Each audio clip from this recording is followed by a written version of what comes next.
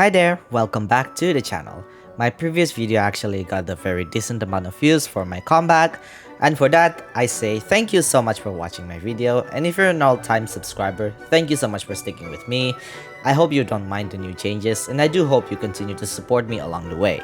Today I want to talk about the new endgame mode we just received, the Imaginarium Theater. In my very personal, biased opinion, this is the best mode that they have ever released so far. The reason being is that I built almost every single one of Genshin characters available so far, including the worst ones. Because of this, I am able to clear this mode in only a matter of few minutes without restarting the game.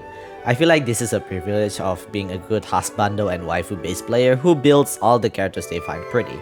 Unfortunately for me, I like almost every single one of Genshin's character design. Well, obviously not all of them, but you do get the point. There are some Genshin character designs that I find questionable and not my liking, but that's not going to be the topic of this video. Early and delusional opinion of mine, this game mode is made specifically for me. Like goodness, if you know me personally, I built everyone in this game. Hoyo knows me so well.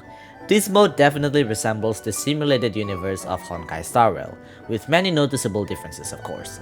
Picking a non-combat event won't let you proceed to the next level until you pick a combat event, you can reset the events, you can only choose the characters in a random manner, you have limited characters to choose and use, and you can only use the characters you choose twice. There are some considerable issues that many players find, and we will discuss all about the good and the bad of this game, and of course, what could be improved in the future.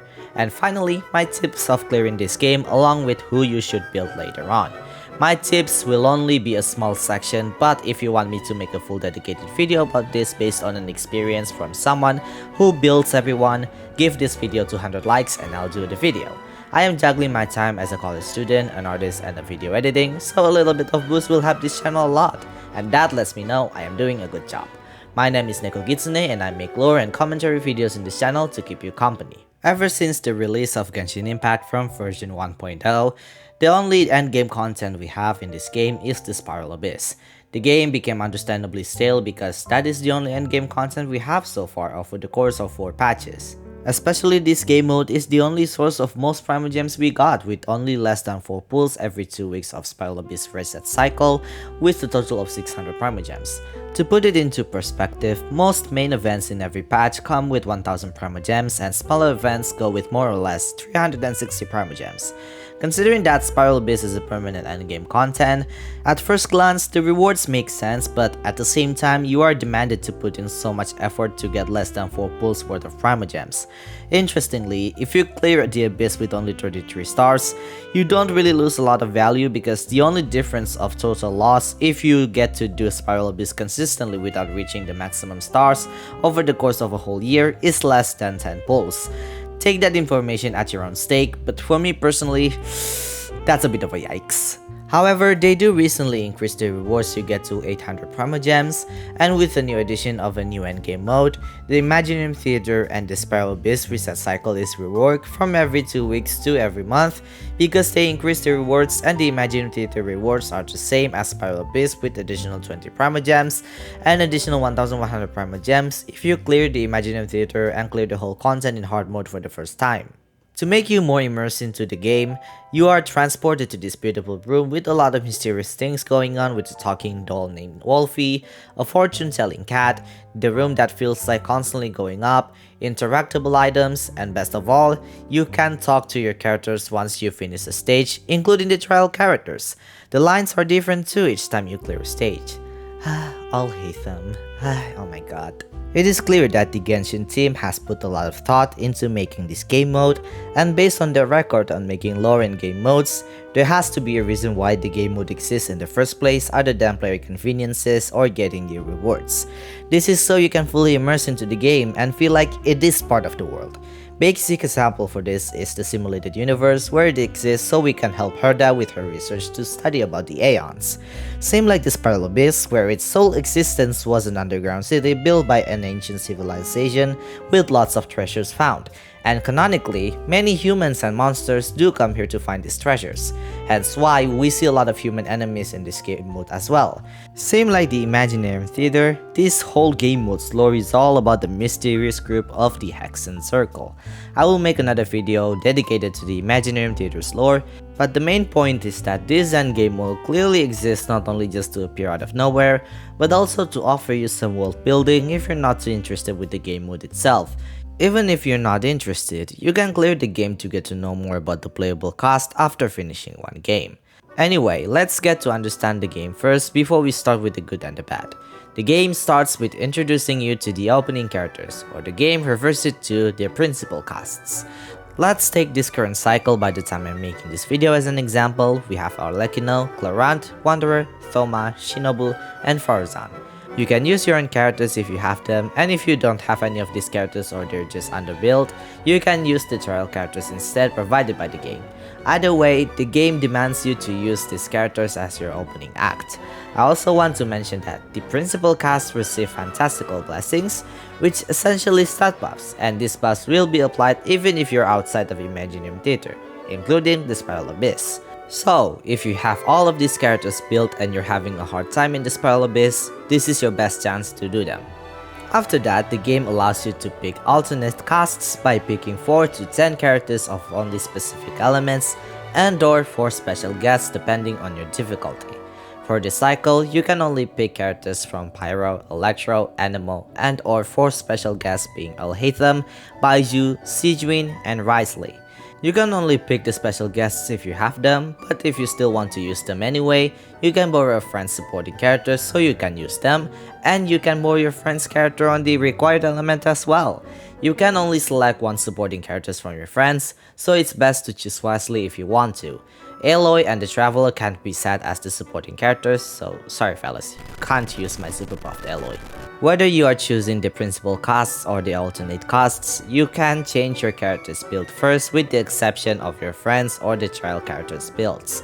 Just like the Spiral Abyss, you can't change the character's builds, so you are demanded to build your character the best way possible. If you try to change your character's build outside of the Imaginarium Theater, the build remains the same in the battle and will not change. However, the difficulty of this game mode is not as difficult as the Spiral Abyss, but we will talk about that later. Now, why do you have to pick so many characters in the first place? That's because each character has this thing called Vigor. Each character only has 2 Vigors, and 1 Vigor will be consumed if you use them in a battle. Once all Vigors are depleted, that character can participate in future combats. There are ways to recover them, but we'll talk about that later. Now let's get into the actual gameplay. Once you start, you can choose 4 of the selected events: Combat Event, Companion Event, Wanderer's Boon, and Mysterious Cache. Combat Event is a self-explanatory event, and I will elaborate more on that in a second. Companion events allow you to pick a selection of alternate casts. The choices are random based on the character you choose in the beginning, so you can't pick the character you want the most immediately. But they do make it easier for you to choose by having specific elements of the event. Wanderer's Boons allows you to pick off the selection of buffs, easy as that. Triggering these 2 events costs you Fantasia Flowers, which is basically the game mode's currency that you can get after clearing each combat event. If you're lucky, these 2 non-combat events will grant you additional buffs to your character. As for Mysterious Cache, they don't cost you any Fantasia Flowers and will grant you some certain benefits like recovering characters with no vigor, but sometimes this event also comes with certain risks, so it's best for you to choose wisely. If you're not satisfied with the current selection, you can always reset them, and you can get more resets in the Mysterious Cache if you're lucky. As for the combat event, there are 4 types of them: Normal, Elite Assault, Defense Sequence, and Climatic Showdown. Normal is just a stat, normal. Elite Assault is basically the harder version of normal combat with more Fantasia Flowers as rewards. Defense Sequence is to defend the monolith, and for this cycle, they only appear on the second phase of Imaginarium Theater, and the Climatic Showdown is the boss battle. Each combat event has 3 missions for you to complete, but you only need to complete the very first mission to clear the stage. The second mission is for you to get more Fantasia flowers, while the third mission is for you to flex to your friends that you made a perfect clear with no extra rewards. The main point is that as long you finish the mode, you are good to go. You'll be given time to form a team and clear the game mode with the selection of characters you have. After you finish the battle, you'll be rewarded with the Fantasia flowers and a random character from the alternate cast. If you're not satisfied with your clear, you are given a selection to restart the stage, or you can reset the whole phase by starting from the last checkpoint, which occurs after you defeat the last boss. After you complete all the bosses, you beat the game, and you can get the Primogem rewards by interacting with the book again to open the reward preview. Hopefully that is a good enough explanation for everyone on the basics of this game mode. The main point of the Imaginarium Theater is that you are encouraged to build as many characters as you can, and if you want the maximum reward of this game, you need to build your characters to at least level 70. The game's premise is for you to experience different teams with what you currently have with limited options and be creative on how you want to clear the game. Let's start with the good and the bad of the Imaginarium Theater. Let's start with the good ones first. First up, the most noticeable part of this game is that you are not tied to complete specific requirements. Unlike Spiral Abyss, where you are demanded to clear the stage as fast as possible for the maximum rewards, Imaginarium Theater doesn't really demand you to do that.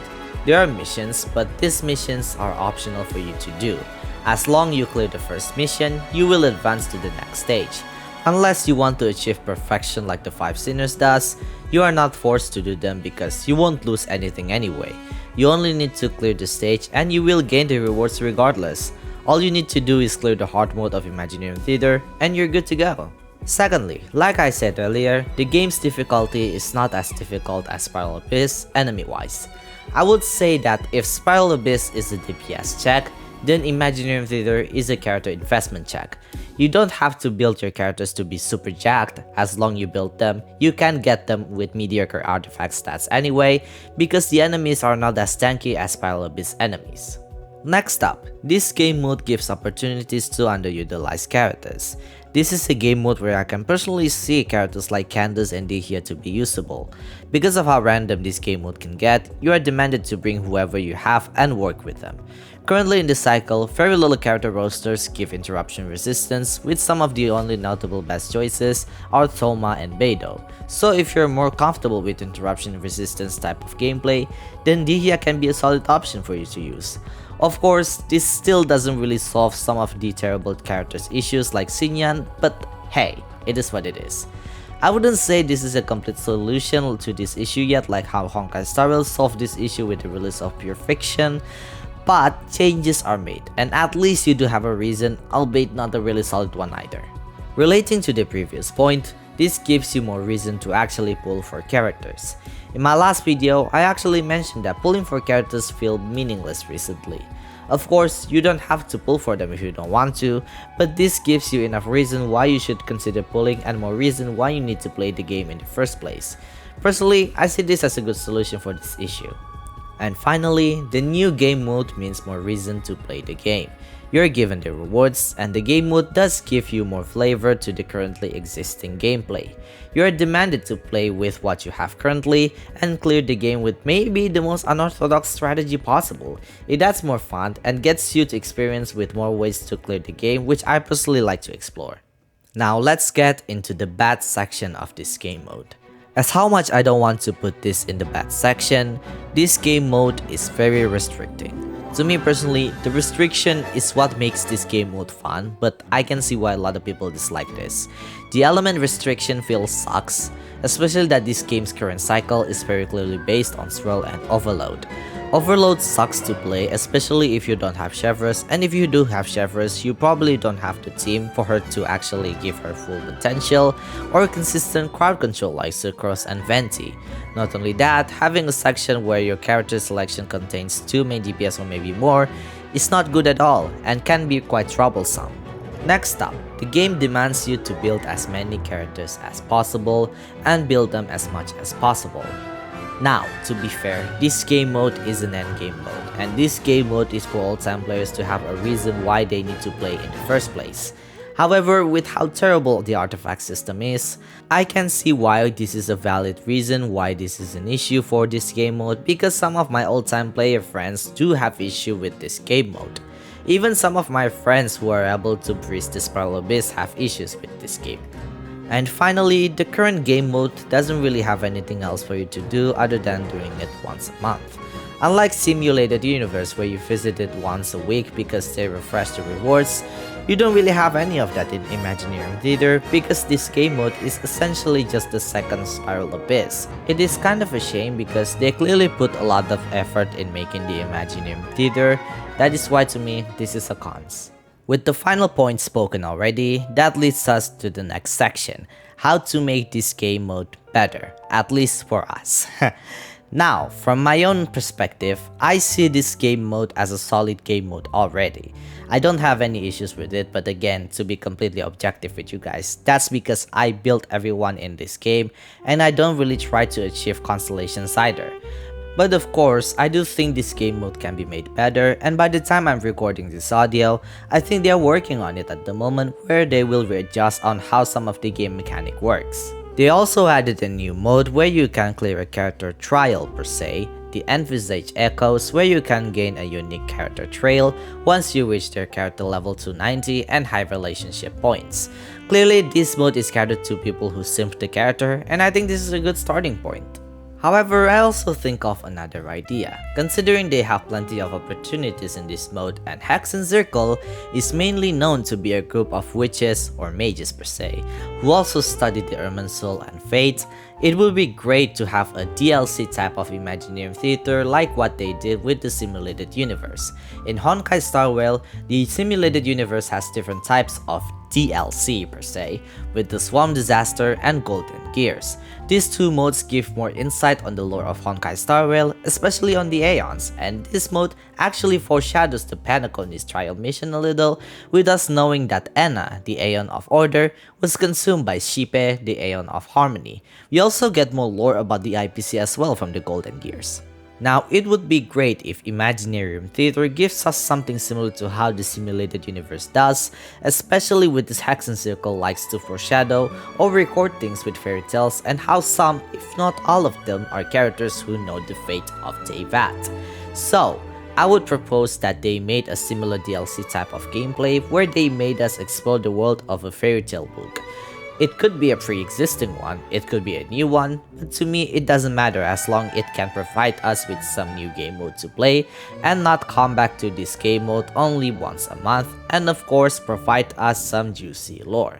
I personally like the idea of using somewhat unrelated content relating to foreshadowing future content, and I do hope that they add something like that, especially that they have plenty of empty seats in the theater. It would be nice if we could sit in that chair and experience other storybooks. I also want a quality of life improvement. While it's nice to get out of the game mode after a battle just to chat with the characters, I think it would be nice if we can immediately choose the game event we want or just continue to the next stage immediately after clearing a battle. Loading can take some time in potato devices, so I think it would be nice to have this quality of life implemented. Now let's move on to the final section, my tips on playing this game mode. This is just a small section, and if you want me to make a full dedicated video about the Imaginarium Theater tips and tricks, give this video 200 likes and I'll do it for everyone. So, generally, I would pick characters that more catered to sub DPS than main DPS. Of course, you can do that if you want to, but I would personally pick less main DPS and more sub DPS, supports, and elemental drivers. So, if you have your Lynette and Colette uninvested, then I would suggest you to give it a consideration. You don't have to hyper invest them, as long they're level 70, they are good enough to go. The reason is that you can use your sub DPS characters to deal damage even if they're off field. So whether you have a main DPS or not, you don't lose much DPS anyway, even if your current on-field character doesn't deal much basic attack damage anyway. I would also say Catalyst users are great in this game mode, especially with how limiting you can get with this game mode, and elemental reactions are an essential part of Genshin Impact. If you want a safe gameplay, characters like Yanfei and Heizo are pretty safe investment, especially Hazel because he is an animal driver who deals very respectable DPS, and being an animal character, he can use the Viridescent Venerer as an animal driver and let your other sub DPS characters deal the rest. This is also one of those instances where I can see Lisa to be more appealing. For non-Catalyst users, I would say someone that can apply elements more consistently like Sethos. Of course, if you have the 5-star characters, use them. But again, it also depends on who you have. As for the gameplay itself, use your weakest characters early.